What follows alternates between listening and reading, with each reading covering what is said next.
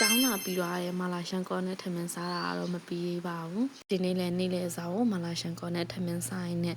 ကျောင်းတက်တော်ကိစ္စလေးတွေကိုတတိယလာလို့ပါရှင်တက္ကသိုလ်စာတက်တော်ရနွားနေ့တိုင်းထမင်းထုတ်သွားကြတယ်စီယာရဲ့စကန်ဆန်လောက်လည်းရောက်ရောအိယာထားချိန်နဲ့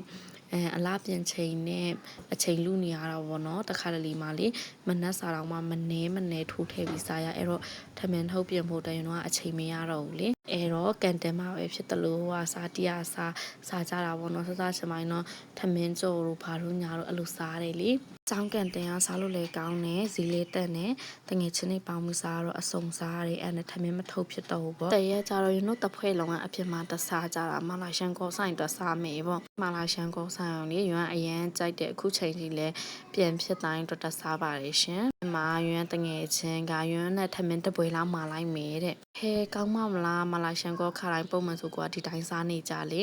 သူကစားကြီးရွမ်းနဲ့အဲ့ဒီအနစ်ကလေးနဲ့တဲ့ဒီထမင်းနဲ့လူဆိုင်အရန်ကောင်းနေတဲ့အဲ့တော့အရင်တငယ်ချင်းပြောတာလေအခုချိန်ကြီးမမိနေတော့မယ်အဲ့နဲ့ယူနက်သူနဲ့ဘာပဲဆဆအတိုင်ဖောင်းကြီးတဲ့အေးမာစားဆိုပြီးတော့အဲ့လိုမျိုးစားကြတာလေ။ဘာလဲထမင်းမာလိုက်တယ်ပထမတော့ကွာတိတ်တော့မစားချင်ဘူးသူမာလို့တာပြောလိုက်တာ။ဒီလိုမာလာရှန်ကောကုန်ခန်းနီးလေးအနည်းနဲ့